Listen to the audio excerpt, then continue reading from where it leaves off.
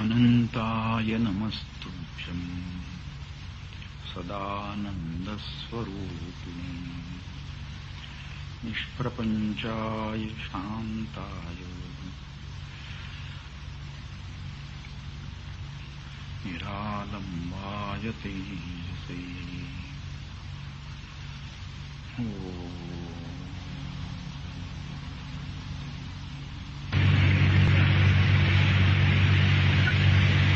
ಅನಂತ ಚತುರ್ದಶಿ ದಿವಸ ಅನಂತದ ವ್ರತ ಮಾಡೋ ಪದ್ಧತಿ ಇದೆ ಅಲ್ಲ.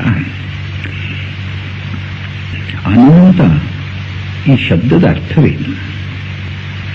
ಅನಂತ ಎಂಬ ಶಬ್ದದಿಂದ ಗುರಿಯಾದ ಯಾವ ತತ್ವ ಎಂಬುವ ವಿಷಯದಲ್ಲಿ ನಾವು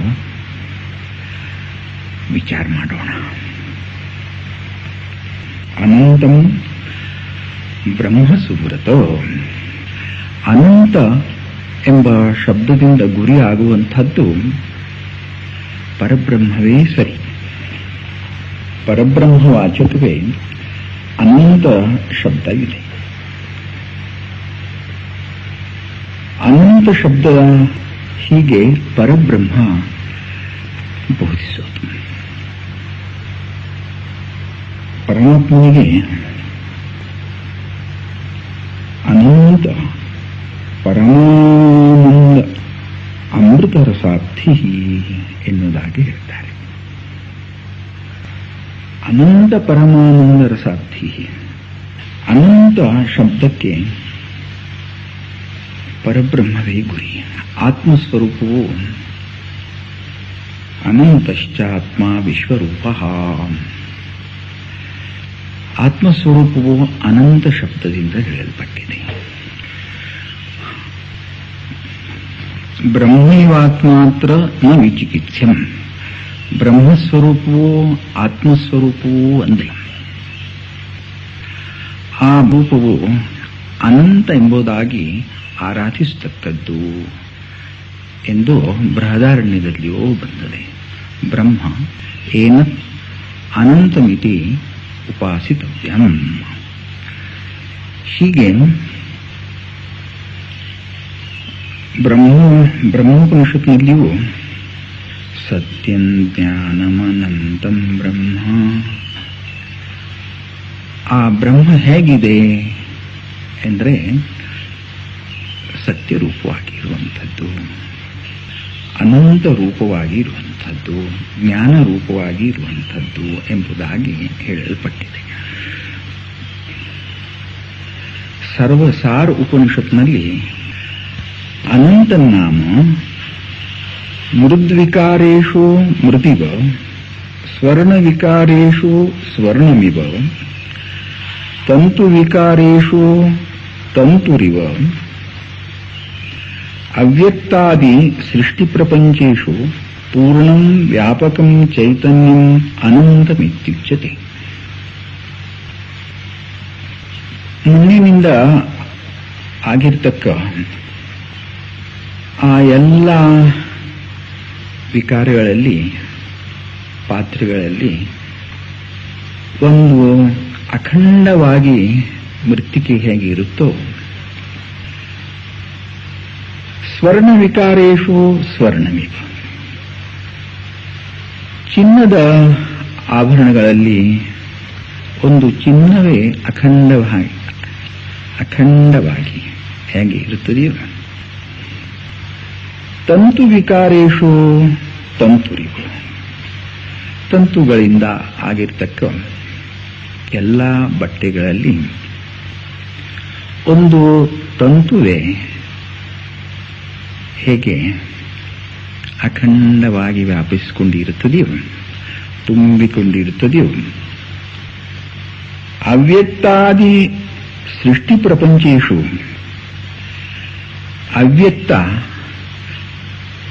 ಮಹತ್ತು ಅಹಂಕಾರ, ಅವ್ಯಕ್ತಾನ್ ಮಹತೋ ಅಹಂಕಾರ, ಅಹಂಕಾರಾತ್ ಪಂಚತನ್ಮಾತ್ರಾಣಿ, ಪಂಚತನ್ಮಾತ್ರೇಭ್ಯೋ ಪಂಚಮಹಾಭೂತಾನಿ, ಪಂಚಮಹಾಭೂತೇಭ್ಯೋಖಿಲಂ ಜಗತ್. ಹೀಗೆ ಅವ್ಯಕ್ತ, ಮಹತ, ಅಹಂಕಾರ, ಪಂಚತನ್ಮಾತ್ರ, ಪಂಚಭೂತ ಇವುಗಳಿಂದ ಆದ ಈ ಸೃಷ್ಟಿಯಲ್ಲಿ ಅದು ಅಖಂಡವಾಗಿ ವ್ಯಾಪಿಸಿಕೊಂಡಿರುವಂಥದ್ದು. ಅದರ ಸ್ವರೂಪದಲ್ಲಿ ಯಾವುದೂ ಕೂಡ ಹೆಚ್ಚು ಕಡಿಮೆ ಆಗದೆಯೇ ಅದು ಸತ್ಯ, ಜ್ಞಾನ ಈ ತನ್ನ ರೂಪದಿಂದ ವ್ಯಾಪಿಸಿಕೊಂಡಿರುವಂಥದ್ದು. ಸತ್ಯಂ ಜ್ಞಾನಂ ಅನಂತಂ ಆನಂದಂ ಬ್ರಹ್ಮ. ಬೇರೆ ಕಡೆಗೆ ಸತ್ಯ, ಜ್ಞಾನ, ಅನಂತ, ಆನಂದ ರೂಪವಾಗಿರುವಂಥದ್ದೇ ಪರಬ್ರಹ್ಮ ಎನ್ನುವುದಾಗಿ ಹೇಳಲ್ಪಟ್ಟಿದೆ. ಆನಂದ ಆನಂದಮಿತಿ ನ ಉಪಾಸಿತವ್ಯಂ. ಆ ಪರಬ್ರಹ್ಮ ಆನಂದ ರೂಪವಾಗಿ, ಅನಂತ ರೂಪವಾಗಿ ಹೇಗೆ ಉಪಾಸನೆ ಮಾಡಬೇಕು ಎಂದು ಹೇಳಲ್ಪಟ್ಟಿದ್ದು, ಅಂತೆಯೇ ಆನಂದ ರೂಪವಾಗಿ ಅದರ ಉಪಾಸನೆ ಮಾಡಬೇಕು ಎಂದು ಕೂಡ ಬೃಹದಾರಣ್ಯದಲ್ಲೇ ಬರೆಯುವುದು. ತಾತ್ಪರ್ಯ, ಈ ಎಲ್ಲಾ ಕಾರ್ಯಗಳಲ್ಲಿ ಅದು ತನ್ನ ಅವಿಕಾರಿ ಆನಂದ ಸ್ವರೂಪದಿಂದ ತುಂಬಿಕೊಂಡಿದೆ. ಆ ಆನಂದ ಹೇಗಿದೆ? ಸತ್ಯ ಇದೆ, ಜ್ಞಾನರೂಪವಿದೆ, ಅನಂತವಿದೆ. ಹೀಗೆ ನಮಗೆ ಬೇಕಾಗತಕ್ಕ ಒಂದು ಆನಂದ, ಅದರ ಸ್ವರೂಪ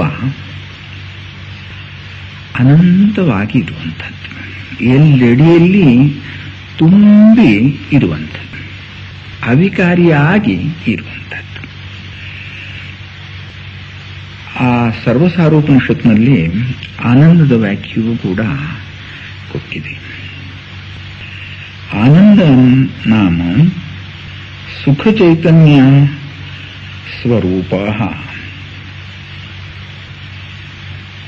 ಆ ಪರಮಾತ್ಮನೇ ಆನಂದ ಎಂಬುದಾಗಿ ಹೇಳಲ್ಪಟ್ಟಿರುವ ಸುಖ ಚೈತನ್ಯ ಸ್ವರೂಪ.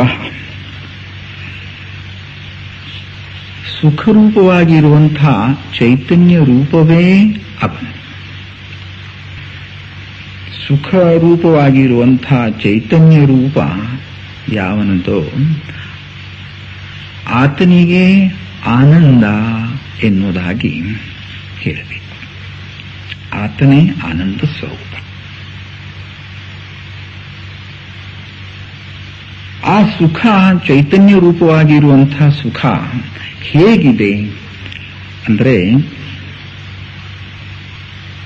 ಅಪರಿಮಿತಾನಂದ ಸಮುದ್ರ. ಅದಕ್ಕೆ ಮಿತಿ ಇಲ್ಲ, ಗಡಿ ಇಲ್ಲ.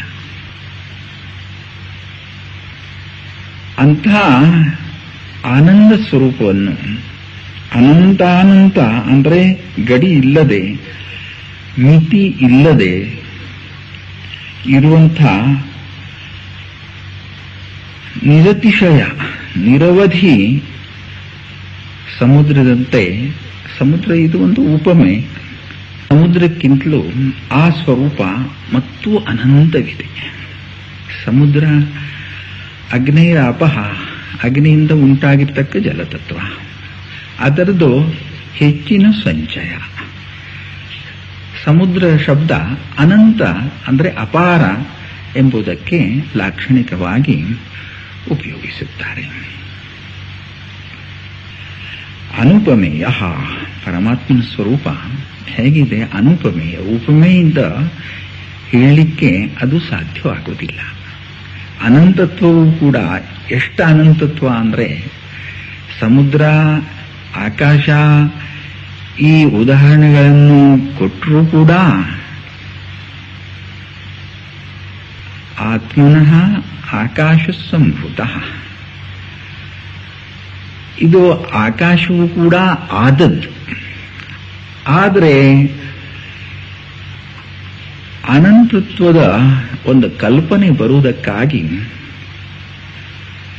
ಆದ ಸೃಷ್ಟಿಯಲ್ಲಿ ಆರಿಸಿದ ಇವು ಉಪಮೆಗಳು. ಇವು ಎಲ್ಲ ವಿಧದಿಂದಲೂ ಆ ಪರಮಾತ್ಮನಿಗೆ ತಕ್ಕವೂ ಅಲ್ಲ.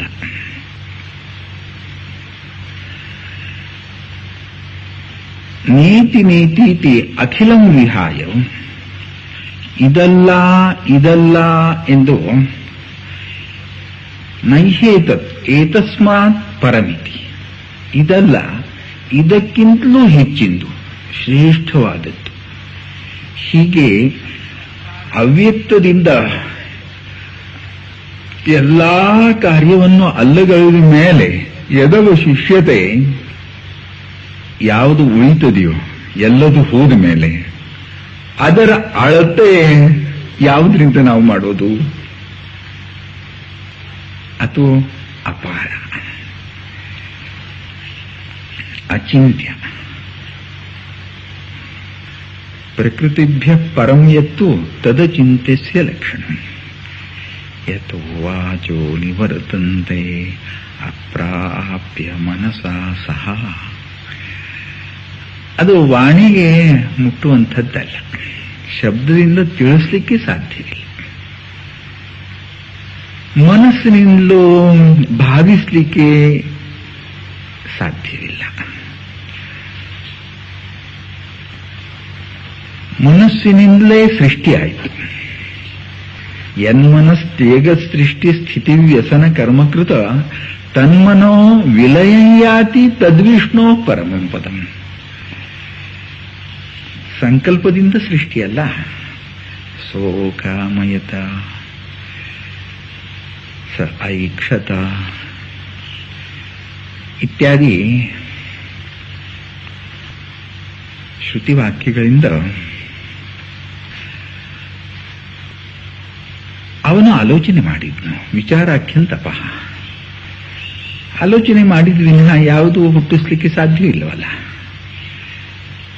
ಮನೆ ಕಟ್ಟಿಸ್ಬೇಕಾದ್ರೂ ನಕಾಶೆ ಮೊದಲು ತೆಗಿಬೇಕಾಗತ್ತೆ, ಅದಕ್ಕಿಂತಲೂ ಮೊದಲು ಮನಸ್ಸಿನಲ್ಲಿ ಇರುತ್ತೆ ಆಕಾರ. ಹೀಗೆ ಮನೋಮೂಲಮಿದಂ ಸರ್ವಂ. ಆದರೆ ಆ ಪರಮಾತ್ಮ ಪದ, ಆ ವಿಷ್ಣು ಪದ ನೋಡಿ ಹೋಗಬೇಕಾದ್ರೆ ತನ್ಮನೋ ವಿಲಯಯಾತಿ ತದ್ವಿಷ್ಣು ಪರಮಂ ಪದಂ. ಆ ಮನಸ್ಸು, ಆ ಸಂಕಲ್ಪ, ಆ ಇಚ್ಛೆ, ಆ ಜಗತ್ತಿನ ಕಲ್ಪನೆ ಎಲ್ಲಿ ವಿಲೀನ ಹೋಗ್ತದೆಯೋ, ನಷ್ಟ ಆಗಿ ಹೋಗ್ತದೆಯೋ, ಮನಸ್ಸು ಎಲ್ಲಿ ಉಳಿಯುವುದಿಲ್ವೋ ಅದು ಪರಮಾತ್ಮನ ಪದ ಎಂದು ಹೇಳಲ್ಪಟ್ಟಿದೆ. ಹೀಗೆ ಬಾಹ್ಯ ಪ್ರಪಂಚವನ್ನ ಆಶ್ರಯಿಸಿ ಅದರಲ್ಲಿ ಒಳಪಡುವ ಒಂದು ತತ್ವ ಆಗಲಿ ಪದಾರ್ಥ ಆಗಲಿ ಅದಕ್ಕೆ ಉಪಮೆ ಕೊಟ್ಟು ಹೇಳಿ ತಿಳಿಸಲು ಸಾಧ್ಯವಿಲ್ಲ. ಹೀಗೆ ಅನಂತ ಎಂಬ ಶಬ್ದಕ್ಕೆ ಮನಸ್ಸಿಗೂ ಮಾತಿಗೂ ನಿಲುಕದ ಯಾವುದೋ ಒಂದು ಇದೆ. ಅದು ಹೇಗಿದೆ? ಆನಂದ ರೂಪವಿದೆ. ಅವಶಿಷ್ಟ ಸುಖ ಸ್ವರೂಪಶ್ಚ ಆನಂದ. ಹೀಗೆ ಎಲ್ಲವನ್ನು ಅಲ್ಲಗಳದ ಮೇಲೆ ಉಳಿದಿರುವ ಎಲ್ಲಕ್ಕಿಂತಲೂ ಹೆಚ್ಚಿನದು ಯಾವುದೋ ಅದೇ ಆನಂದ. ಅನಂತ ಎಂಬ ಶಬ್ದದಿಂದ ಹೇಳಲ್ಪಟ್ಟಿದೆ. ಅನಂತ ಎಂಬ ಶಬ್ದದಿಂದ ಗುರಿಯಾಗಿರುವಂತಹ ಆನಂದ ಹೀಗೆ ನಿಷ್ಪ್ರಪಂಚವಿದೆ. ಅದು ಆತ್ಮಸ್ವರೂಪವೇ. ಮಾಂಡುಕ್ಯದಲ್ಲಿ ನಾಂತ ಪ್ರಜ್ಞಂ ನ ಬಹಿಷ್ಪ್ರಜ್ಞಂ ನೋ ಭಯತ ಪ್ರಜ್ಞಂ ನ ಪ್ರಜ್ಞಾನಘನಂ ನ ಪ್ರಜ್ಞನ್ನ ಪ್ರಜ್ಞಂ ಅದೃಷ್ಟಂ ಅವ್ಯವಹಾರ್ಯಂ ಅಗ್ರಾಹ್ಯಂ ಲಕ್ಷಣಂ ಅಚಿಂತ್ಯಂ ಅವ್ಯಪದೇಶ್ಯಂ ಏಕಾತ್ಮ ಪ್ರತ್ಯಸಾರಂ ಪ್ರಪಂಚೋಪಶಮಂ ಶಾಂತಂ ಶಿವಂ ಅದ್ವೈತಂ ಚತುರ್ಥಂ ಮನ್ಯಂತೆ ಸ ಆತ್ಮ ಸವಿಜ್ಞೇಯ.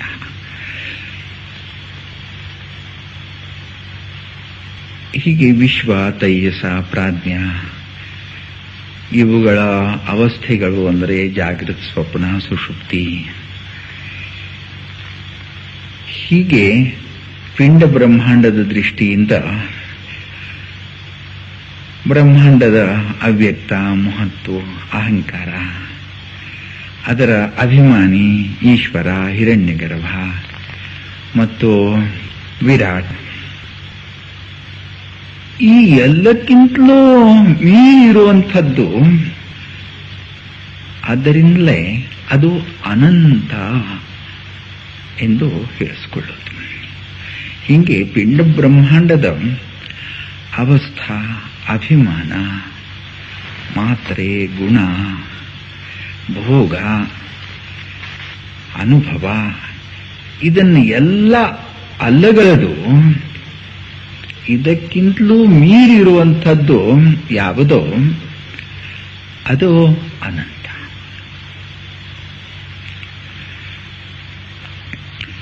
ಜಾಗೃತ ಅಭಿಮಾನಿ ಪಿಂಡದಲ್ಲಿ ವಿಶ್ವ. ಜಾಗೃತ ನಿಮಗೆ ಗೊತ್ತಿದೆ, ಇಂದ್ರಿಯಗಳ ಮೂಲಕವಾಗಿ ಬಾಹ್ಯ ಪದಾರ್ಥದ ಸಂಗಡ ವ್ಯವಹಾರ ಯಾವ ಅವಸ್ಥೆಯಲ್ಲಿ ತೋರಿಬರುವುದೋ ಅದೇ ಜಾಗೃತ. ಈ ಜಾಗೃತ ಪಿಂಡದಲ್ಲಿ ನಮಗೆ ಗೊತ್ತಿದ್ದದ್ದೇ. ಬ್ರಹ್ಮಾಂಡದಲ್ಲಿ ಈಶ್ವರನ ಜಾಗೃತ ಅಂದರೆ ಆ ವಿರಾಟ್ ದೇಹ. ಇಲ್ಲಿ ಜಾಗೃತಿಯ ಅಭಿಮಾನಿ ಜೀವನಿಗೆ ವಿಶ್ವ ಎಂದು ಹೆಸರು. ಅಲ್ಲಿ ವೈಶ್ವಾನರ ಅಥವಾ ಅಹಂಕಾರ ಎಂದು ಹೆಸರು. ಇಲ್ಲಿ ಸ್ವಪ್ನ, ಮನಸ್ಸಿನಿಂದಲೇ ಕಲ್ಪನೆಯಿಂದ ಉಂಟಾಗಿರತಕ್ಕ ಅವಸ್ಥೆ, ದೃಶ್ಯ, ಅದು ಸ್ವಪ್ನ. ಅದರ ಅಭಿಮಾನಿ ತೈಜಸ. ಪಿಂಡದಲ್ಲಿ, ಬ್ರಹ್ಮಾಂಡದಲ್ಲಿ ಮಹತ್ತತ್ವ ಮತ್ತು ಅದರ ಅಭಿಮಾನಿ ಹಿರಣ್ಯಗರ್ಭ. ಈ ಮಹತ್ತತ್ವ ಇದು ಸೂಕ್ಷ್ಮ ದೇಹ. ಹಾಗೆಯೇ ಪಿಂಡದಲ್ಲಿ ಲಿಂಗದೇಹ ಅಂತ ಅದಕ್ಕೆ ಹೆಸರು. ಹೀಗೆ ಭೋಗವು ಸ್ಥೂಲ ಭೋಗ ಎಂದು ಹೇಳಲ್ಪಟ್ಟಿದೆ. ಜಾಗೃತಿಯಲ್ಲಿ ಸ್ಥೂಲವನ್ನ ಅನುಭವಿಸತಕ್ಕವನು. ಅಲ್ಲಿ ಕನಸಿನಲ್ಲಿ ಸೂಕ್ಷ್ಮ, ಅದು ಸೂಕ್ಷ್ಮ ದೇಹ, ಲಿಂಗದೇಹ. ಅದರಲ್ಲಿ ಪ್ರವಿವಿಕ್ತ ಭುಕ್, ಸೂಕ್ಷ್ಮ ಪದಾರ್ಥಗಳೆಂದರೆ ಮನೋಮಯ ಪದಾರ್ಥಗಳನ್ನು ಅನುಭವಿಸತಕ್ಕ. ಹಾಗೆಯೇ ವಿವಿಧತ್ವೇನ ರಾಜತ ಇತಿ ವಿರಾಟ್. ಅನೇಕ ರೂಪಗಳನ್ನು ತಾಳಿರುವನು. ಎಲ್ಲ ಆಕಾರಗಳನ್ನು ಒಟ್ಟು ಮಾಡಿದ್ರೆ ಅದು ವಿರಾಟ್ ರೂಪವಾಗುತ್ತೆ, ವಿಶ್ವರೂಪವಾಗುತ್ತೆ. ಎಲ್ಲ ಸೂಕ್ಷ್ಮ ದೇಹಗಳನ್ನು ಒಟ್ಟು ಮಾಡಿಬಿಟ್ರೆ ಅದು ಮಹತ್ತತ್ವ, ಬ್ರಹ್ಮಾಂಡದ ಸೂಕ್ಷ್ಮ ದೇಹವಾಗುತ್ತೆ. ಹೀಗೆ ಎಲ್ಲ ವಿಶ್ವದ ವಿಶ್ವ ಎಂಬ ಹೆಸರಿನ ಆ ಜಾಗೃತ ಅಭಿಮಾನ ಒಟ್ಟು ಮಾಡಿಬಿಟ್ರೆ ಅಹಂಕಾರ, ವಿರಾಟ್ ಆಗೋನು. ಹಾಗೆಯೇ ಸುಷುಪ್ತಿ ಒಂದು ಅವಸ್ಥೆ ಇದೆ. ಅಲ್ಲಿ ಯಾವುದೊಂದೂ ತೋರುವುದಿಲ್ಲ, ಪ್ರಪಂಚ ಇಲ್ಲವೇ ಇಲ್ಲ. ಪ್ರಪಂಚದ ಭಾವನೆ ಏನೂ ಇಲ್ಲ. ಯತ್ರ ಸುಪ್ತೋ ನ ಕಂಚನ ಕಾಮಂ ಕಾಮಯತೆ ನ ಕಂಚನ ಸ್ವಪ್ನಂ ಪಶ್ಯತಿ ತತ್ ಸುಷುಪ್ತಂ. ಯಾವ ಇಚ್ಛೆಯೂ ಅಲ್ಲಿ ಇರುವುದಿಲ್ಲ, ಯಾವ ದೃಶ್ಯವೂ ಅಲ್ಲಿ ತೋರುವುದಿಲ್ಲ. ಈ ಜಗತ್ತೂ ಇಲ್ಲ, ಮಾನಸಿಕ ಜಗತ್ತೂ ಇಲ್ಲ. ಜಾಗೃತ ಸ್ವಪ್ನಕ್ಕಿಂತಲೂ ಈ ಎರಡು ಅವಸ್ಥೆಗಳಕ್ಕಿಂತಲೂ ಮೀರಿರುವಂಥದ್ದು ಸುಷುಪ್ತ, ಆ ಸುಷುಪ್ತಿ ಅವಸ್ಥೆ. ಅಲ್ಲಿ ಸುಷುಪ್ತ ಸ್ಥಾನೇಕೀಭೂತ ಪ್ರಜ್ಞಾನಘನೈವ ಆನಂದಮಯೋ ಹ್ಯಾನಂದಭುಕ್ ಚೇತೋ ಮುಖ ಪ್ರಾಜ್ಞ ತೃತೀಯ ಪಾದ. ಚೇತೋಮುಖ ಆತ್ಮಸ್ವರೂಪದ ಕಡೆಗೆ ಅವನ ಲಕ್ಷ್ಯ ಇರೋದು. ಪ್ರಪಂಚದಲ್ಲಿ ಸುಖವಿಲ್ಲ, ವಾಸನೆಯಲ್ಲಿಯೂ ಸುಖವಿಲ್ಲ ಎಂದು ಜಾಗೃತ ಸ್ವಪ್ನಗಳ ತ್ಯಾಗ ಮಾಡಿ ವಿಶ್ವ ತೈಯಸ್ಸಿನ ಅಭಿಮಾನವನ್ನು ಬಿಟ್ಟು ಆತನು ನಿಷ್ಪ್ರಪಂಚ ಸುಖವಿದೆ ಎಂಬ ಕಲ್ಪನೆಯಿಂದ ಸುಷುಪ್ತಿಯನ್ನು ಹೊಂದಿದ.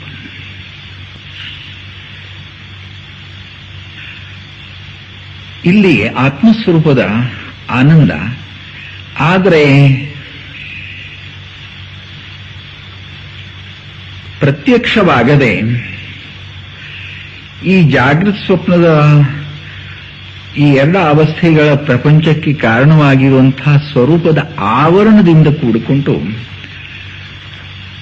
ಆ ಸುಷುಪ್ತಿಯಲ್ಲಿ ಸ್ವರೂಪದ ಭಾವನೆ ಇಟ್ಕೊಳ್ಳುವುದು, ಸ್ವರೂಪದ ಅನುಭವ ಮಾಡು. ತಮೋಭಿಭೂತ ಸುಖರೂಪಮೇತಿ ತಮಸ ಅಭಿಭೂತ ತಮೋಭಿಭೂತ. ಈ ತಮಸ್ಸಿನಿಂದ, ಅಜ್ಞಾನದಿಂದ, ಇಲ್ಲವಾದರೆ ಪರಮಾತ್ಮನ ಆನಂದ ಸ್ವರೂಪದಲ್ಲಿ ಜಗತ್ತು ಉಂಟಾಗುವುದು ಯಾತಕ್ಕಾಗಿ? ಕಿಮಿಚ್ಛನ್ ಕಸ್ಯ ಕಾಮಾಯ, ಯಾವುದನ್ನೇ ಇಚ್ಛಿಸಿ ಯಾರಿಗೆ ಸುಖ ಆಗಬೇಕಂತ ಈ ಜಗತ್ತು ಉಂಟು ಆಗೋದು? ಆನಂದ ಸ್ವರೂಪವೇ ಪೂರ್ಣ ಅನಂತ ಎಂದಾದ ಮೇಲೆ ಆ ಪರಮಾತ್ಮನಿಗೆ ಈ ಜಗತ್ತು ಉಂಟು ಮಾಡುವ ಅವಶ್ಯಕತೆ ಏನು ತೋರುವುದಿಲ್ಲ. ಕಿಮಾವರೀವ ಕುಹಕಸ್ಯ ಶರ್ಮನ್. ಅಲ್ಲಿ ಆವರಣ ಆದರೂ ಏತಕ್ಕೆ, ಯಾರಿಗಾಗೋದು? ಸ್ವಯಂ ಪ್ರಕಾಶ ಆತ್ಮಸ್ವರೂಪಕ್ಕೆ, ಆನಂದಪೂರ್ಣ ಸ್ವರೂಪಕ್ಕೆ ಆವರಣ. ಯಾರ ಸುಖಕ್ಕಾಗಿ ಅಲ್ಲಿ ಆವರಣ ಆಗೋದು? ಆನಂದ ಸ್ವರೂಪವೇ ಸ್ವತಃ ಸಿದ್ಧ ಇರುವಾಗ ಅದರ ಆವರಣ, ಅದಕ್ಕೆ ಆವರಣ ಈ ಶಬ್ದಕ್ಕೆ ಅರ್ಥವೂ ಇಲ್ಲ. ಏನಾದ್ರೂ ಅರ್ಥ ಮಾಡಿಕೊಂಡ್ರು ಅದು ಆನಂದವೇ ಆವರಣ ಆವೃತವಾದ್ರೆ ದುಃಖವೇ ಆಗುವುದಲ್ಲ. ಆನಂದ ಸ್ಫುಟಗೊಂಡು ಇರುವಾಗ ಆನಂದ. ಮತ್ತು ಆನಂದ ಎಂಬ ಶಬ್ದದಲ್ಲಿ ಯಾವ ವಿಧದಿಂದಲೂ ದುಃಖಕ್ಕೆ ಈಡು ಮಾಡುವಂಥದ್ದು ಒಂದು ಸ್ವಭಾವವೂ ಇಲ್ಲ ಎಂದು ಸ್ಪಷ್ಟವಾಗಿ, ಎಲ್ಲ ವಿಧದಿಂದಲೂ ಇನ್ನೂ ಒಂದು ಇಲ್ಲದೆ ತಾನೇ ತಾನಾಗಿ ಬಾಳುವಂಥದ್ದೇ ಆನಂದ. ಕಾಲತ್ರಯೇ ಯಥಾ ಸರ್ಪಃ ರಜ್ಜೌ ನಾಸ್ತಿ ತಥಾಮಯಿ ಅಹಂಕಾರಾದಿದೇಹಾಂತಂ ಜಗನ್ನಾಸ್ತಿಹಮದ್ವಯ. ಚಿದ್ರೂಪತ್ವಾನ್ನ ಮೇ ಜಾಡ್ಯಂ ಸತ್ಯತ್ವಾನ್ನ ಅನೃತಂ ಮಮ ಆನಂದತ್ವಾನ್ನ ಮೇ ದುಃಖಂ ಅಜ್ಞಾನಾದ್ ಭಾತಿ ಸತ್ಯವತ್. ಹಗ್ಗದಲ್ಲಿ ಸರ್ಪ ಎಂಬುದು ಯಾವತ್ತೂ ಆಗಿರುವುದಿಲ್ಲ. ಆದರೂ ಹಗ್ಗವನ್ನು ನೋಡಿಯೇ ಸರ್ಪವೆಂದು ಹೇಳತಕ್ಕವನಿಗೆ ಹಗ್ಗದ ಅಜ್ಞಾನ ಆಗಿರೋದು ಎಂದು ಊಹಿಸಬೇಕಾಗಿ ಇರುವಂತೆ ಇಲ್ಲಿಯೂ ಆನಂದಘನ ಸ್ವರೂಪದಲ್ಲಿ ಪ್ರಪಂಚದ ಕಲ್ಪನೆ ಉಂಟು ಮಾಡಿದರೆ ಇದಕ್ಕೆ ಆವರಣ, ಅಜ್ಞಾನ, ತಮಸ್ಸು ಒಂದು ಕಾರಣ ಇರಬೇಕು ಎಂದು ಊಹಿಸಬೇಕಾಗತ್ತೆ. ವಸ್ತುತಃ ಆ ಸ್ವರೂಪದಲ್ಲಿ ಇದರ ಸಂಭವವಿಲ್ಲ. ತಮ ಆಸೀತ್ ತಮಸಾ ಗೂಢಮಗ್ರೇ ಅಸದೇವೇದಮಗ್ರಾಸೀತ್.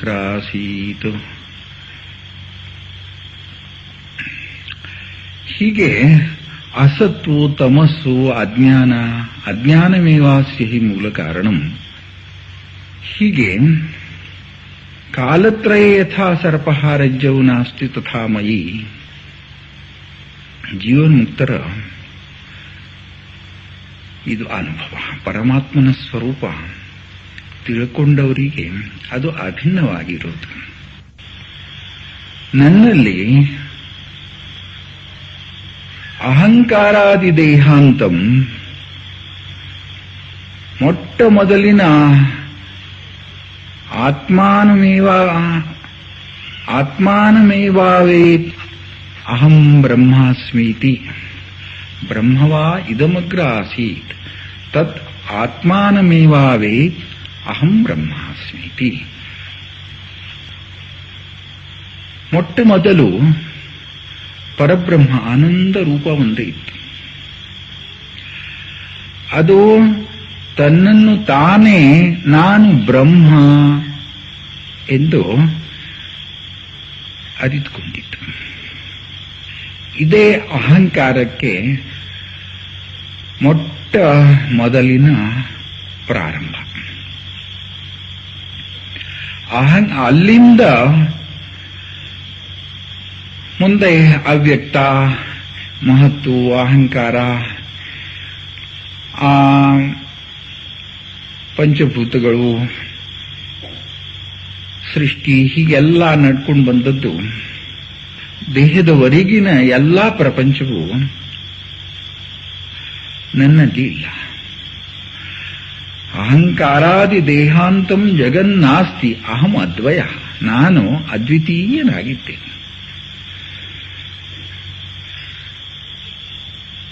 ಚಿದ್ರೂಪತ್ವಾನ್ ನಮೇ ಜಾಡ್ಯಂ, ನಾನು ಚಿನ್ಮಾತ್ರನಾಗಿ ಇರುವುದರಿಂದ ನನಗೆ ಜಾಡ್ಯವಿಲ್ಲ, ಜಡತ್ವ ಇಲ್ಲ, ಅನಾತ್ಮ ಸ್ವರೂಪ ಇಲ್ಲ, ದೃಶ್ಯ ಸ್ವರೂಪ ಇಲ್ಲ, ಉತ್ಪತ್ತಿ ನಾಶ ಯುಕ್ತವಾಗಿರುವಂಥದ್ದು ಯಾವ ಕಾರ್ಯವೂ ಇಲ್ಲ. ಸತ್ಯತ್ವಾನ್ನೃತಂ ಮಮ, ನಾನು ಎಂದೆಂದಿಗೂ ಸತ್ಯರೂಪನಾಗಿ ಇರೋನಾದ್ರಿಂದ ನನಗೆ ಮಿಥ್ಯೆ ಎಂಬುದು ಸ್ಪರ್ಶಿಸಲೇ ಇಲ್ಲ. ಸತ್ಯದಲ್ಲಿ ಮಿಥ್ಯೆ ಉಂಟಾಗೋದು ಹೇಗೆ, ಇರೋದು ಹೇಗೆ? ಸತ್ಯ ಅಖಂಡ ಒಂದೇ ಇರುವಾಗ ಸತ್ಯ ಮಿಥ್ಯೆ ಆಗ್ತದೆಯೋ? ಇಲ್ಲ. ಮಿಥ್ಯೆಗೆ ಸತ್ಯ ಕಾರಣವಾಗ್ತದೆಯೋ? ಅದನ್ನು ಒಂದು ದೋಷ. ಆದ್ದರಿಂದ ಸತ್ಯದಿಂದ ಮಿಥ್ಯೆ ಯಾವುದೂ ಉಂಟಾಗುವುದಿಲ್ಲ. ಸತ್ಯತ್ವಾನ್ನ ಅಮೃತಂ ಮಮ, ಆನಂದತ್ವಾನ್ನ ಮೇ ದುಃಖಂ, ಆನಂದ ಸ್ವರೂಪಕ್ಕೆ ಎಂದಿಗಾದ್ರೂ ದುಃಖ ಉಂಟಾಗುವುದು ಉಂಟೆ? ಅದು ಕೂಡ ಸಾಧ್ಯವಿಲ್ಲ. ಇದು ಎಲ್ಲ ಸುಳ್ಳೆ, ಆಗದೇ ಇರುವಂಥದ್ದು. ಅಜ್ಞಾನಾದ್ ಭಾತಿ ಸತ್ಯವತ್, ಅಜ್ಞಾನದ ಆವರಣ ಮಾಡಿಕೊಂಡವರಿಗೆ ಮಾತ್ರ ತನ್ನ ಸ್ವರೂಪ ತಿಳ್ಕೊಳ್ಳದೆ ತಾನು ಕಳೆದು ಹೋದೆ, ನನ್ನನ್ನು ತೋರಿಸ್ಕೊಡ್ರೋ, ನಾನು ಎಲ್ಲಿದ್ದೇನೆ ಅಂತ ಕೇಳಿದ ಹಾಗೆ ಸರಿ. ಹೀಗೆ ಆತ್ಮಸ್ವರೂಪ ಇದಕ್ಕಿಂತಲೂ ಹೊರತಾಗಿದೆ, ಅದರಲ್ಲಿ ಅಜ್ಞಾನ ಆಗಲಿಲ್ಲ, ಇದು ತೋರುವುದೇ ಅಲ್ಲ ಅಜ್ಞಾನದಿಂದ, ಇದರ ಸಂಬಂಧ, ಇದರ ಸ್ಪರ್ಶ ಅದಕ್ಕೆ ಸ್ವಲ್ಪವೂ ಇಲ್ಲ. ಅದು ಒಂದೇ ಒಂದು ಆನಂದ ಘನ ಮಂಗಲ ಪರಮ ಪವಿತ್ರ ರೂಪ, ಎಲ್ಲಕ್ಕಿಂತಲೂ ಮೀರಿರುವಂಥದ್ದು ಎಂದು ಹೇಳಲ್ಪಡುವಂಥದ್ದು ಗುರು ಶಿಷ್ಯರ ಸಂವಾದ. ಈ ಅಜ್ಞಾನ ಅಂದರೆ ಸುಷುಪ್ತಿಯಲ್ಲಿ ಇದೆ. ನ ಕಂಚನ ಕಾಮಂ ಕಾಮಯತೆ ನ ಕಂಚನ ಸ್ವಪ್ನಂ ಪಶ್ಯತಿ ತತ್ ಸುಷುಪ್ತಂ ಸುಷುಪ್ತ ಸ್ಥಾನೈಕೀಭೂತ ಪ್ರಜ್ಞಾನಘನಯೈವ ಆನಂದಮಯೋ ಹ್ಯಾನಂದಪುಂಚೇತೋ ಮುಖ ಪ್ರಾಜ್ಞಸ್ತೃತೀಯ ಪಾದಃ ಏಷ ಸರ್ವೇಶ್ವರ ಏಷ ಸರ್ವಜ್ಞ ಏಷೋಂತರ್ಯಾಮಿ ಏಷ ಯೋನಿ ಸರ್ವಸ್ಯ ಪ್ರಭವಾಪ್ಯಯೋ ಹಿ ಭೂತಾನಾಂ. ಹೀಗೆ ಇದು ಪಿಂಡದಲ್ಲಿ ಸುಷುಪ್ತಿ, ಬ್ರಹ್ಮಾಂಡದಲ್ಲಿ ಅದೇ ಅವ್ಯಕ್ತ ಎಂದು ಹೇಳಿಸ್ಕೊಳ್ಳುತ್ತೆ. ಇಲ್ಲಿ ಸುಷುಪ್ತಿಯ ಅಭಿಮಾನ ಪ್ರಾಜ್ಞ ಎಂದು ಹೇಳಿಸಿಕೊಳ್ಳುವಂತೆ ಅಲ್ಲಿ ಅವ್ಯಕ್ತದ ಅಭಿಮಾನಿ ಈಶ್ವರ ಎಂಬುದಾಗಿ ಇರೋದು. ಹೀಗೆ ಅವ್ಯಕ್ತಕ್ಕಿಂತಲೂ ಹೆಚ್ಚಿನದು ಒಂದಿದೆ. ಆ ಈಶ್ವರ ತತ್ವಕ್ಕಿಂತಲೂ ಹೆಚ್ಚಿನದು ಯಾವುದೋ ಒಂದಿದೆ, ಅದನ್ನು ತಿಳ್ಕೊಳ್ಬೇಕಾಗಿದೆ. ಅದು ಅನಂತ. ಕಾರ್ಯೋಪಾಧಿರಯಂ ಜೀವ ಕಾರಣೋಪಾಧಿರೀಶ್ವರ ಕಾರ್ಯಕಾರಣತಾಂ ಹಿತ್ವಾ ಪೂರ್ಣಬೋಧೋ ವಿಶೇಷತೆ. ಕಾರ್ಯದ ಅಭಿಮಾನ ಇಟ್ಕೊಂಡ ಒಂದು ಕಲ್ಪನೆ ಅಂದರೆ ಜೀವ, ಕಾರಣದ ಅಭಿಮಾನ ಇಟ್ಕೊಂಡು ಮಾಡಿರುವ ಒಂದು ಕಲ್ಪನೆ ಅಂದ್ರೆ ಈಶ್ವರ. ಹೀಗೆ ಕಾರ್ಯ ಕಾರಣ ಈ ಎರಡನ್ನೂ ಕೂಡ ಅಲ್ಲಗಳದು ಜಹದ ಜಹ ಈ ಲಕ್ಷಣದಿಂದ ಸೋಯಂ ದೈವದತ್ತ ಎಂಬುವಂತೆ ಅವನೇ ಇವನು ಅಂತ ಹೇಳಿದ ಹಾಗೆ ಆ ದೇಶಕಾಲ ಉಪಾಧಿ ಬ್ರಹ್ಮಾಂಡದ ಉಪಾಧಿ ಅಲ್ಲಗಳದು, ಪಿಂಡದ ಉಪಾಧಿ ಅಲ್ಲಗಳದು, ಬ್ರಹ್ಮಾಂಡದ ಅಭಿಮಾನ ಅಲ್ಲಗಳದು, ಪಿಂಡದ ಅಭಿಮಾನ ಅಲ್ಲಗಳದು. ಇದಕ್ಕಿಂತಲೂ ಮೀರಿರುವಂಥದ್ದು ಒಂದು ಸತ್ಯ ಸ್ವರೂಪ ನಮಗೆ ಹೆಕ್ಕೊಳ್ಬೇಕಾಗಿದೆ ಆನಂದದ ಪ್ರಾಪ್ತಿಗಾಗಿ. ಅದು ಅನಂತ ಆನಂದ ಸ್ವರೂಪ. ಅದರ ವಿವೇಚನೆ ತುರಿಯ ಪಾದದಲ್ಲಿ ಮಾಂಡುಕ್ಯ ಹೇಳು. ನ ಅಂತಃಪ್ರಜ್ಞನ್ನ ಬಹಿಷ್ಪ್ರಜ್ಞನ್ನು ಉಭಯತ ಪ್ರಜ್ಞಂ ನ ಪ್ರಜ್ಞಾನಘನಂ ನ ಪ್ರಜ್ಞನ್ನ ಪ್ರಜ್ಞಂ ಅದೃಷ್ಟಂ ಅವ್ಯವಹಾರ್ಯಂ. ಈ ಮೂರು ಅವಸ್ಥೆಗಳನ್ನು, ಪಿಂಡ ಬ್ರಹ್ಮಾಂಡದ ಅವಸ್ಥೆಗಳನ್ನು, ದೇಹಗಳನ್ನು, ಅಭಿಮಾನಿಗಳನ್ನು, ಇವುಗಳಿಂದ ಆಗಿರತಕ್ಕ ಕಾರ್ಯಗಳನ್ನು ಅಲ್ಲಗಳದು. ಅದೃಷ್ಟಂ ದೃಶ್ಯವಿಲ್ಲದೆ ಇರುವಂಥದ್ದು, ದೃಶ್ಯವಾಗದೇ ಇರುವಂಥದ್ದು, ಹುಟ್ಟದೇ ಇರುವಂಥದ್ದು, ಸಾಯದೇ ಇರುವಂಥದ್ದು, ನಷ್ಟವಾಗದೇ ಇರುವಂಥದ್ದು. ಅವ್ಯವಹಾರ್ಯಂ ವ್ಯವಹರಿಸಲಿಕ್ಕೆ, ಕೊಟ್ಟು ತಗೊಂಡು ಮಾಡಲಿಕ್ಕೆ ಬಾರದೇ ಇರುವಂಥದ್ದು, ಭಿನ್ನತ್ವದಿಂದ ಅನುಭವಿಸಲಿಕ್ಕೆ ಬಾರದೇ ಇರುವಂಥದ್ದು. ಪ್ರಪಂಚೋಪಶಮಂ ಅಲ್ಲಿ ಪ್ರಪಂಚ ಇಲ್ಲವೇ ಇಲ್ಲ. ಹಗ್ಗ ನೋಡಿದ ಕೂಡಲೇ ಸರ್ಪದ ಭಾವನೆಯೇ ಹೋಯ್ತು. ಯಾವತ್ತೂ ಉಂಟಾಗದೇ ಇರುವಂಥದ್ದು ಎಲ್ಲೋ ಅಡಗು ಹೋಯ್ತು ಎಂಬುವಂಥ ಒಂದು ಅನುಭವ ನಿಲ್ಲೋದು, ಅಭಯ ರೂಪವಾದದ್ದು. ಹೀಗೆ ನಿಷ್ಪ್ರಪಂಚವಾಗಿ ಇರುವಂಥದ್ದು, ಪ್ರಪಂಚ ಇಲ್ಲದೇ ಇರುವಂಥದ್ದು, ಕಾರ್ಯ ಶೂನ್ಯವಾಗಿರುವಂಥದ್ದು ಒಂದು ರೂಪವಿದೆ. ನತಸ್ಯ ಕಾರ್ಯಂ ಕರಣಂಚ ವಿದ್ಯತೆ.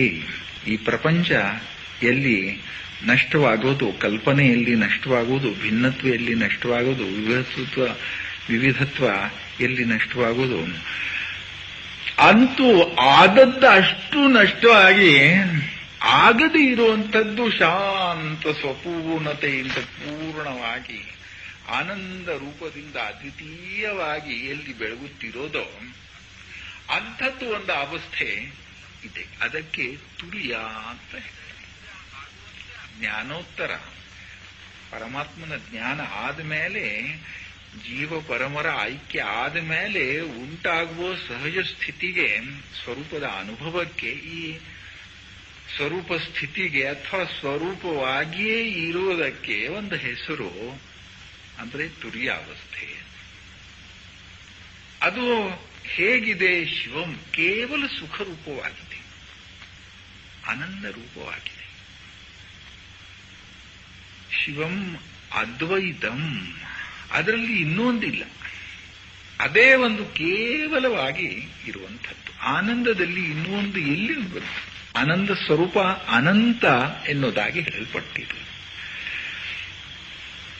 ಅದು ಹೇಗೆ ಅನುಭವಿಸುವುದು, ಪಡೆಯುವುದಂದ್ರೆ ಏಕಾತ್ಮ ಪ್ರತ್ಯಯ ಸಾರ. ಹೇಗೆ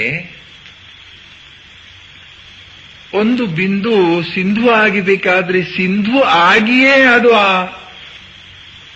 ಇರಬೇಕು, ಸಿಂಧು ಸ್ವರೂಪವನ್ನು ಅನುಭವಿಸಬೇಕಲ್ಲದೆ ಅದಕ್ಕಿಂತಲೂ ಬೇರೆ ಉಳಿದು ಅನುಭವಿಸಲಿಕ್ಕೆ ಆಗೋದಿಲ್ಲ. ಹಾಗೆ ಅದು ಅದ್ವಿತೀಯವಾದ್ರಿಂದ ಅದರ ಅನುಭವ ತಕ್ಕೊಳ್ಬೇಕು, ಅದನ್ನು ಪಡಿಬೇಕು ಎಂಬುದಾಗಿ ನಾವು ಪ್ರಯತ್ನ ಮಾಡಿ ಹೋಗುವಾಗ ಅದನ್ನು ಪಡೆದ ಮೇಲೆ ಅದ್ವಿತೀಯವಾದದ್ರಿಂದ ನಾವು ಬೇರೆ ಉಳಿಯುವುದಿಲ್ಲ. ನಮ್ಮ ಸ್ವರೂಪವೇ ಅನಂತ ಆನಂದ ಸ್ವರೂಪವಾಗತ್ತೆ. ಏಕಾತ್ಮ ಪ್ರತ್ಯಯ ಸಾರ, ಆತ್ಮಸ್ವರೂಪದ ಅನುಭವವೇ ತನ್ನ ಇರುವಿಕೆಯೇ ಆ ರೂಪವಾಗಿ ಅಲ್ಲಿ ಮಾರ್ಪಡುವುದು. ಹೀಗೆ ಆತ್ಮಾನಂ ಜಾನಥ ಅನ್ಯವಾಚೋ ವಿಮುಂಚತ ಅಮೃತಸ್ಯೈಷ ಸೇತು. ಆತ್ಮಸ್ವರೂಪವನ್ನ ನೀನು ತಿಳ್ಕೋ. ಈ ಅಮೃತ ಸ್ವರೂಪದ ಅವಿನಾಶಿ ಸ್ವರೂಪದ ಪ್ರಾಪ್ತಿ ನಿನಗೆ ಆಗ್ಬೇಕಾದ್ರೆ ಅದನ್ನ ನಾನೆಂದು ನೀನು ತಿಳ್ಕೊಂಡು ಆ ರೂಪದಿಂದ ಇರು. ಅವಿನಾಶಿ ವಾರೇಯ ಮಾತ್ಮ, ಆತ್ಮಸ್ವರೂಪ ಹೇಗಿದೆ? ಅವಿನಾಶಿ ಇದೆ, ಅದಕ್ಕೆ ನಾಶವಿಲ್ಲ. ಅಕ್ಷರಂ ಬ್ರಹ್ಮ ಪರಮಂ, ಆ ಬ್ರಹ್ಮಸ್ವರೂಪ ಹೇಗಿದೆ? ಅಕ್ಷರವಾದದ್ದು, ನಾಶವಿಲ್ಲದೆ ಇರುವಂಥದ್ದು. ನಕ್ಷರತೀತಿ ಅಕ್ಷರ. ಹೀಗೆ ಅವಿನಾಶಿಯೇ ಒಂದು ಸ್ವರೂಪವಿದೆ, ಅದನ್ನ ನಾವು ತಿಳ್ಕೊಳ್ಬೇಕು. ತರತಿ ಶೋಕಮಾತ್ಮವಿತ, ಆತ್ಮಸ್ವರೂಪವನ್ನು ತಿಳಿದವನು, ಅರಿತುಕೊಂಡವನು, ಪಡೆದು ಅದರ ಐಕ್ಯ ಹೊಂದಿದ್ದವನು ಶೋಕ, ಎಲ್ಲಾ ವಿಧದ ಶೋಕ ದುಃಖ ಮೀರಿ ಹೋಗುನು, ದಾಟಿ ಹೋಗುನು. ಮಾ ಶೋಚೀ ಆತ್ಮವಿಜ್ಞಾನಿ ಶೋಕಸ್ಯಾಂತಂ ಗಮಿಷ್ಯತಿ. ಅಪ ಶೋಕ ಮಾಡಬೇಡ. ಆತ್ಮವಿಜ್ಞಾನಿ, ಆತ್ಮಸ್ವರೂಪವನ್ನು ತಿಳಿದವನು ಎಲ್ಲ ಶೋಕವನ್ನು ಮೀರಿ ಹೋಗು, ದಾಟು. ಅವನಿಗೆ ಶೋಕ ಇರುವುದಿಲ್ಲ. ಅಜ್ಞಾನ, ಆವರಣ, ವಿಕ್ಷೇಪ, ಪರೋಕ್ಷ, ಅಪರೋಕ್ಷ. ಅಜ್ಞಾನ, ಆವರಣ, ವಿಕ್ಷೇಪ ಇದು ಎಲ್ಲ ಅಜ್ಞಾನದ ಕಾರ್ಯ. ಆಮೇಲೆ ಸದ್ಗುರುವಿನ ಕಡೆಗೆ ಹೋಗಿ ಸ್ವರೂಪದ ಜ್ಞಾನ ಆದ ಕೂಡಲೇ ಪರೋಕ್ಷ ಜ್ಞಾನ. ಅದರ ನಿಶ್ಚಯದಿಂದ ಅದೇ ಅಪರೋಕ್ಷ ಜ್ಞಾನ ಅಂದ್ರೆ ಅನುಭವ ಜ್ಞಾನವಾಯಿತು. ಅದರಿಂದ ಶೋಕಭಂಗವಾಗುವುದು. ಶೋಕಭಂಗ ನಿರಂಕುಶ ತೃಪ್ತಿ. ಶೋಕಭಂಗವಾಗಿ ನಿರಂಕುಶ ತೃಪ್ತಿ ಉಂಟಾಗುವುದೆಂದು ಶಾಸ್ತ್ರಕಾರರು ಹೇಳಿದ್ದಾರೆ. ಹೀಗಿರೋದ್ರಿಂದ ಆತ್ಮಸ್ವರೂಪವನ್ನು ತಿಳ್ಕೊಳ್ಬೇಕು, ಬ್ರಹ್ಮಸ್ವರೂಪವನ್ನು ತಿಳ್ಕೊಳ್ಬೇಕು. ಅದು ಹೇಗಿದೆ? ಆನಂದಾತ್ಮ, ಪ್ರಿಯೋ ಹ್ಯಾತ್ಮ. ಆ ಆತ್ಮಸ್ವರೂಪ ಆನಂದ ರೂಪವಿದೆ. ಆನಂದ ರೂಪವಾಗಿ ಇರೋದ್ರಿಂದಲೇ ಅದು ಇಷ್ಟೊಂದು ನಮಗೆ ಪ್ರಿಯವಿದೆ.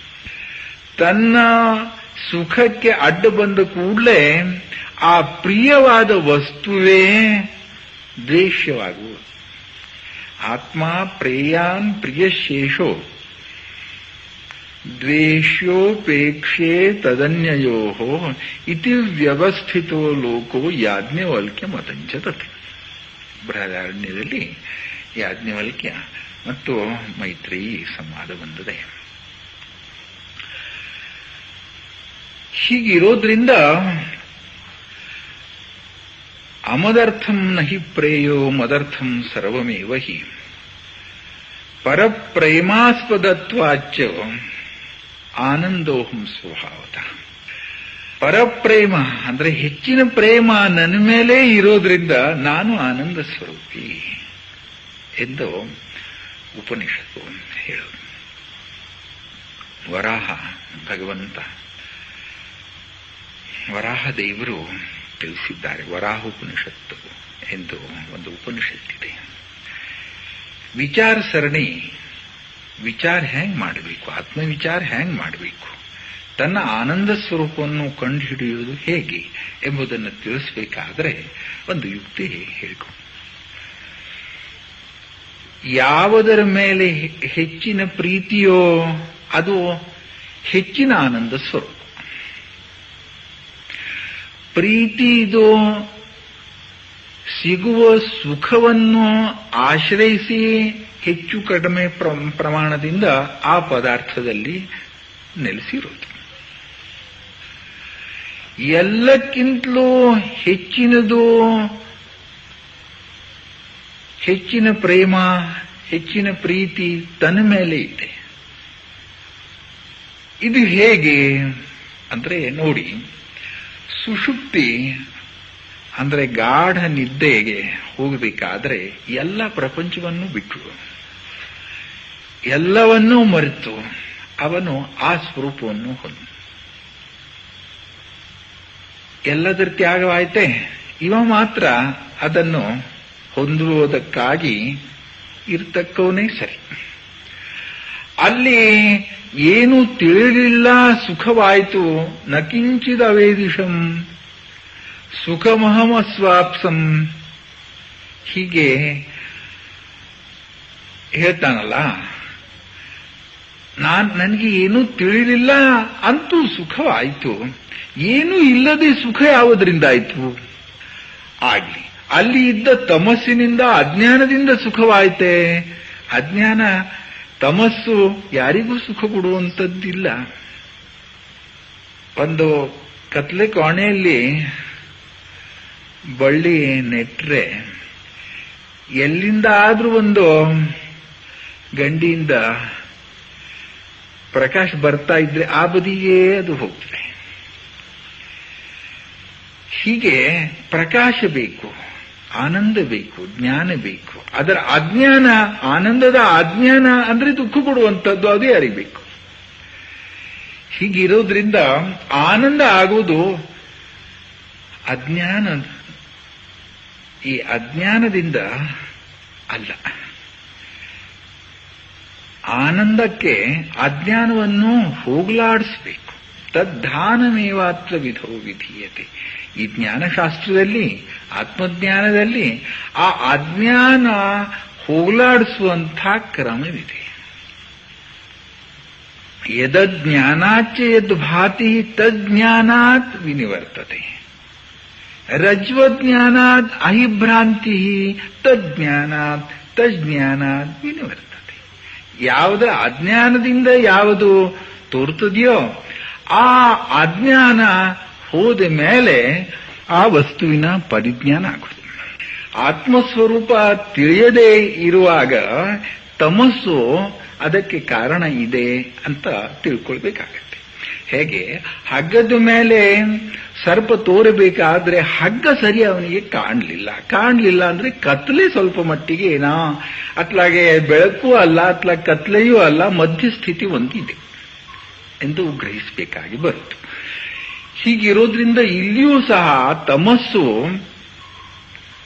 ಅಜ್ಞಾನ, ಆ ಸ್ವರೂಪ ಶಾಶ್ವತವಾದುದರಿಂದ ಅದರ ಕೆಲವು ಸ್ವಲ್ಪ ಮಟ್ಟಿಗಿನ ಬೆಳಕಿನಿಂದ ಇಲ್ಲದೇ ಇದ್ದು ಒಂದು ಕಲ್ಪನೆ ತಮೋ ರೂಪವಾಗಿ ಕಂಡುಬಂದು, ಆವರಣ ಕಂಡುಬಂದು, ಅದು ಬೆಳಕು ಅಲ್ಲ ಅಥವಾ ಕತ್ಲೆಯೂ ಅಲ್ಲ ಎಂಬ ಒಂದು ಮಧ್ಯಸ್ಥಿತಿಯಲ್ಲಿ ಆ ಯಥಾರ್ಥ ರೂಪ ಕಾಣದೇ ಇರುವ ಒಂದು ಅವಸ್ಥೆ ಉಂಟಾಗುವುದು. ಅದಕ್ಕೆ ಅಜ್ಞಾನ ಅಂತ ಹೇಳುವಂಥ ಸಂಪ್ರದಾಯ. ಅದರಿಂದಲೇ ಆನಂದದ ಶೋಧಕ್ಕಾಗಿ ಈ ಜಗತ್ತನ್ನು ನಿರ್ಮಿಸಿ ಇದರಲ್ಲಿ ಆನಂದಿದೆಯೋ, ಇದರಲ್ಲಿ ಆನಂದಿದೆಯೋ, ಇದರಲ್ಲಿ ಆನಂದಿದೆಯೋ ಎಂದು ಹುಡುಕಾಡಬೇಕಾದ್ರೆ ಶ್ರುತಿ ಹೇಳೋದು ನ ಇತಿ ನ ಇತಿ ನ ಇತಿ ತಸ್ಮಾತ್ ಪರಂ. ಇದಲ್ಲ. ಸುಷುಪ್ತಿಯಲ್ಲಿ ಎಲ್ಲದನ್ನ ಅಲ್ಲಗಳದ ಮೇಲೆ ಸುಷುಪ್ತೈಕ ಸಿದ್ಧಸ್ತದೇಕೋವಶಿಷ್ಟ ಶಿವ ಕೇವಲೋಹಂ. ಸುಷುಪ್ತಿಯಲ್ಲಿ ಎಲ್ಲವನ್ನೂ ಅಲ್ಲಗಳಿದ ಮೇಲೆ ಆ ತಮಸ್ಸಿಗೂ ಕಾರಣ ಅಂದ್ರೆ ಸಾಕ್ಷಿಯಾಗಿ ಇರುವಿಕೆಗೆ ಕಾರಣ ಅಂದ್ರೆ ಮೂಲ ಸ್ವರೂಪವೇ. ಭ್ರಾಂತಿ ನಿರಧಿಷ್ಠಾನ ವಿಭ್ರಾಂತಿ ಕೇವಲ ನೈತಿಷ್ಠತಿ. ಭ್ರಾಂತಿ ಇರಬೇಕಾದ್ರೆ ಒಂದು ಸತ್ಯ ಇರಬೇಕು. ಸತ್ಯದ ಆಧಾರವೇ ಭ್ರಾಂತಿಗೆ ಕಾರಣವಾದದ್ದು. 3 3 6 ಅಂತ ಹೇಳದೆ 7 ಅಂತ ಹೇಳಿಬಿಟ್ರೆ 7 ಇದು ತಪ್ಪಾಗಿ ಭ್ರಾಂತಿಯಾಗಿ 6 ಎಂಬುದನ್ನು ಗ್ರಹಿಸುವುದೇ ಒಂದು ಸತ್ಯ. 3 3 7 ಅಂತ ನೀನು ಹೇಳು ತಪ್ಪು ಎಂಬುದಾಗಿ ತಿಳಿಸುವವನು 3 3 6 ಎಂಬ ಸತ್ಯದ ಅರಿವಿನಿಂದ ತಿಳಿಸುವನು. ಆದ್ದರಿಂದ 7 3 3 7 ಎಂಬ ಒಂದು ಮಿಥ್ಯಾ ಭ್ರಾಂತಿಗೆ, ಅಜ್ಞಾನಕ್ಕೆ 3 3 6 ಇದೇ ಒಂದು ಸತ್ಯ. ಇದೇ ಈ ಸತ್ಯವೇ ಆಧಾರ. ಹೀಗೆ ಸತ್ಯ ಮಿಥ್ಯೆಗೆ ಆಧಾರವಾಗಿ ಇರುವುದು. ಆದ್ದರಿಂದಲೇ ಮಿಥ್ಯೆಯನ್ನು ಕಳೆದು ಹಾಕಲಿಕ್ಕೆ ಮತ್ತು ಸತ್ಯದ ಪ್ರಾಪ್ತಿಗೆ ಮಿಥ್ಯೆಯನ್ನು ಕಳೆದು ಹಾಕಬೇಕು ಎಂಬ ಒಂದು ಸಿದ್ಧಾಂತಕ್ಕೆ ಅಲ್ಲಿ ಒಂದು ಆಧಾರ, ತಥ್ಯ, ಅನುಭವ ಇದ್ದೇ ಇರುತ್ತೆ. ಆನಂದವು ಉತ್ಪತ್ತಿನಾಶಯುಕ್ತ ಎಂದು ಹೇಳಲಿಕ್ಕೆ ಸಾಧ್ಯವಿಲ್ಲ. ಆನಂದದ ಉತ್ಪತ್ತಿ ಯಾವುದರಿಂದ ಆದರೂ ಆದರೆ ಅದು ಆನಂದವೇ ಇರಬೇಕು. ಅದು ಅದಕ್ಕೆ ಕಾರಣವಾಗಿ ಇರುವಂತಹದ್ದು, ಉತ್ಪತ್ತಿನಾಶಯುಕ್ತವಾಗಿ ಇರುವಂತಹ ಕಾರ್ಯಕ್ಕೆ ಕಾರಣವಾಗಿರುವಂಥದ್ದು ಉತ್ಪತ್ತಿನಾಶರಹಿತವೇ ಆಗಿರಬೇಕು. ಇಲ್ಲವಾದ್ರೆ ಅನವಸ್ಥಾ ದೋಷ ಬರುತ್ತೆ. ಅದಕ್ಕೆ ಕಾರಣ ಅಂತ ಎಷ್ಟು ಹೇಳಿದ್ರು ಕೊನೆಯಲ್ಲಿ ಒಂದು ಆನಂದ ಇದೆ, ಅದಕ್ಕೆ ಉತ್ಪತ್ತಿ ನಾಶವಿಲ್ಲ. ಉತ್ಪತ್ತಿ ನಾಶಯುಕ್ತವಾಗಿರುವಂತಹ ಈ ಎಲ್ಲ ಪ್ರಪಂಚಕ್ಕೆ ಅಥವಾ ಪ್ರಪಂಚದಲ್ಲಿ ಒಳಪಡುವ ಎಲ್ಲ ಪದಾರ್ಥಗಳಿಗೆ ಆಧಾರವಾಗಿ ಇದರಲ್ಲಿ ತೋರಬರುವ ಸುಖದ ಆಸೆ ಪೂರ್ಣಪಡಿಸೋದಕ್ಕಾಗಿ ಅಥವಾ ಸುಖದ ಇಚ್ಛೆಗೆ ಕಾರಣವಾಗಿರುವಂಥದ್ದು ಇನ್ನೂ ಒಂದು ಬ್ಯಾರಿ ಇದೆ. ಅದು ಉತ್ಪತ್ತಿ ನಾಶ ರಹಿತ, ಅಂದ್ರೆ ಜಗತ್, ವಿಶ್ವ, ಬ್ರಹ್ಮಾಂಡ ರಹಿತ, ಕಾರ್ಯರಹಿತ. ಎಷ್ಟೆಂದು ಆದದ್ದು ಅಷ್ಟೂ ಕೂಡ ಅಲ್ಲಗಳದು ಹೋಗಲಾಡಿಸಿದ ಮೇಲೆ ಸಿಗುವ ಅದು ಅವಿನಾಶಿ ತತ್ವ. ಅಲ್ಲಿ ಇನ್ನೂ ಒಂದು ಇರದೇ ಇರೋದ್ರಿಂದ ಅದೇ ತನ್ನ ಆತ್ಮರೂಪ ಆಮೇಲೆ ಪರಿಣಮಿಸುವುದು ಸಹಜ. ಹೀಗೆ ಈ ಪ್ರಪಂಚದಲ್ಲಿ ಸುಖ ಇದೆ ಎಂಬ ಕಲ್ಪನೆಯಿಂದ ಉತ್ಪತ್ತಿನಾಶಯುಕ್ತ ಪದಾರ್ಥಗಳಲ್ಲಿ ಸುಖದ ಅನುಭವ ಆಗಬೇಕೆಂದು ಹಲವು ಬಗೆಯಿಂದ ಪ್ರಯತ್ನ ಮಾಡಿ ಬಳಲಿ ಬೆಂಡಾಗಿ ಇಲ್ಲವೆಂದು ತಿಳಿದು ದುಃಖ ಅನುಭವಿಸಿ ಸುಖದ ಪ್ರಾಪ್ತಿಗಾಗಿ ಈತನು ಸುಷುಪ್ತಿಯಲ್ಲಿ ಎಲ್ಲದನ್ನ ಅಲ್ಲಗಳೆದು ಆ ಸ್ವರೂಪವನ್ನು, ಆ ಪರಮಾತ್ಮನ ಸ್ವರೂಪವನ್ನು, ಅಂದರೆ ತನ್ನ ಯಥಾರ್ಥ ಸ್ವರೂಪವನ್ನು, ಆ ತಮಸ್ಸಿಗೂ ಅಜ್ಞಾನಕ್ಕೂ ಸಾಕ್ಷಿಯಾಗಿರುವಂತಹ ಆನಂದಘನ ಸ್ವರೂಪವನ್ನು ಅನುಭವಿಸುವನು. ಹೀಗೆ ಅಮದರ್ಥಂ ನಹಿ ಪ್ರಿಯ ಮದರ್ಥಂ ಸರ್ವಮೇವ ಹಿ ಪರಪ್ರೇಮಾಸ್ಪದತ್ವಾಚ ಆನಂದೋಹಂ ಸ್ವಭಾವತಃ. ಆನಂದವೇ ತನ್ನ ಸ್ವರೂಪ ಆದದ್ರಿಂದಲೇ ತನ್ನ ಮೇಲೆ ಎಲ್ಲಕ್ಕಿಂತಲೂ ಹೆಚ್ಚಿನ ಸುಖ ದುಃಖ ಮಿಶ್ರಿತವಾಗಿ ನಿಜವಾದ ಆನಂದವನ್ನ ಮರೆಮಾಚುವ ಪದಾರ್ಥಗಳಲ್ಲಿ ಆನಂದ ಸಿಗದೇ ಇರೋದ್ರಿಂದ ಅವುಗಳನ್ನು ಬಿಟ್ಟು ತನ್ನ ಆನಂದ ಸ್ವರೂಪದ ಪ್ರಾಪ್ತಿಗಾಗಿ ಆ ಅನಂತನಿಗೆ ಶರಣ ಹೋಗೋಣ. ಅದೇ ನಮ್ಮ ಸ್ವರೂಪ. ಆ ಆನಂದದ ಪ್ರಾಪ್ತಿ ಆನಂದ ರೂಪನಾದ ಆ ಅನಂತನಿಂದಲೇ ಆಗ್ತಕ್ಕದ್ದು. ಓ